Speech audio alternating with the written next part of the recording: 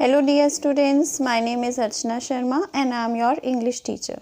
आज हम करने वाले हैं पास्ट कॉन्टिन्यूअस टेंस। सबसे पहले हम इसका स्ट्रक्चर समझ लेते हैं कि पास्ट कॉन्टिन्यूअस टेंस में हम कौन कौन सी हेल्पिंग वर्ब्स और मेन वर्ब यूज़ करते हैं। हेल्पिंग वर्ब्स होती हैं पास्ट कॉन्टिन्यूअस टेंस में was and were. Okay, was and were are used as helping verbs. And then we come to the main verb. Main verb is first form of the verb plus ing. First form of the verb को हम V1 भी लिख सकते हैं, V1 plus ing, क्योंकि ये continuous tense है। I hope you remember, मैंने आपको जब प्रेजेंट कॉन्टीन्यूअस टेंस बताया था तो उसमें बताया था कि उसमें भी V1 प्लस ing यूज़ होता है। In the same way past continuous tense में भी V1 प्लस ing यूज़ होता है, क्योंकि ये भी एक कॉन्टीन्यूअस टेंस है। तो इसमें एक मैं आपको एग्जांपल देना चाहूँगी। जैसे अगर आप कहें कि I was reading a book, I was reading a book at 9 PM last night. तो अगर आप यहाँ पर देखें तो ये एक लास्ट नाइट जो वर्ड्स यूज़ हुए हैं, इससे पता चलता है कि ये पास्ट टेंस की बात है, इसीलिए ये पास्ट टेंस है। और कॉन्टीन्यूअस टेंस कैसे पता चलता है? आई वॉज रीडिंग, क्योंकि ये कॉन्टिन्यूएशन में ये काम चल रहा था उस टाइम। कब चल रहा था? 9 PM लास्ट नाइट, पास्ट में। तो अगर मैं आपको इसकी स्ट्रक्चर, आई होप आपको ये क्लियर हो गया है कि यहाँ पर हम कौन कौन सी हेल्पिंग वर्ब यूज़ करते हैं, कौन सी मेन वर्ब यूज़ करते हैं।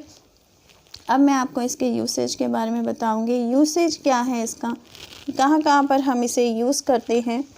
तो यूसेज है फर्स्ट ऑफ ऑल, जब आप किसी point of time in the past, कि कोई भी एक्शन किसी टाइम में चल रहा था, point of time in the past that action was happening. Okay, that action was happening at that time in the past. अब आप बताना चाहते हैं, जैसे मैंने आपको एक एग्जांपल ये दे दिया है ऑलरेडी, कि कोई काम जो था वो चल रहा था, प्रोग्रेस में था एक पॉइंट ऑफ टाइम पर, पास्ट में। यहाँ पर पास्ट इम्पॉर्टेंट है। जब आप पास्ट की बात करें और कोई काम चल रहा था उस टाइम में, तो आप पास्ट कॉन्टीन्यूअस टेंस यूज़ करते हो। अगर आप ये बताना चाहो कि कोई काम जो था हो रहा था और दो काम इकट्ठे हुए, तब भी आप इसको यूज़ कर सकते हो। जैसे मैं आपको एक एग्जांपल देना चाहूँगी। आई वॉज स्लीपिंग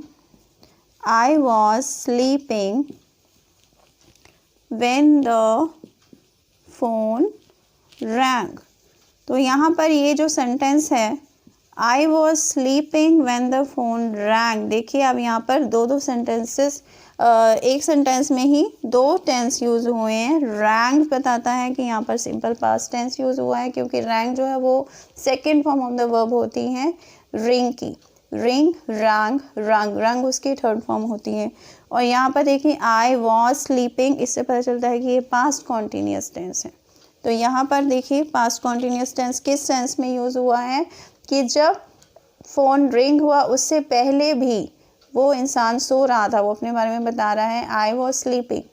ओके, तो ये काम उस टाइम हुआ जब वो सो रहा था, फ़ोन की रिंग तब बजी।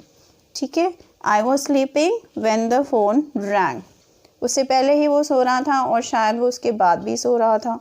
तो इसीलिए इस तरह से आपको समझ में आ गया होगा शायद कि हम कहाँ पर इसको कैसे यूज़ करते हैं। मेन जो है इसका यूसेज वही होता है जैसे मैंने आपको ऑलरेडी बताया है, कि जब आप कॉन्टीन्यूअस टेंस कहाँ यूज़ करते हो, जब कोई एक्शन चल रहा होता है, और जब कोई एक्शन पास्ट में चल रहा था तब वहाँ पर आप पास्ट कॉन्टीन्यूअस टेंस यूज़ करते हो।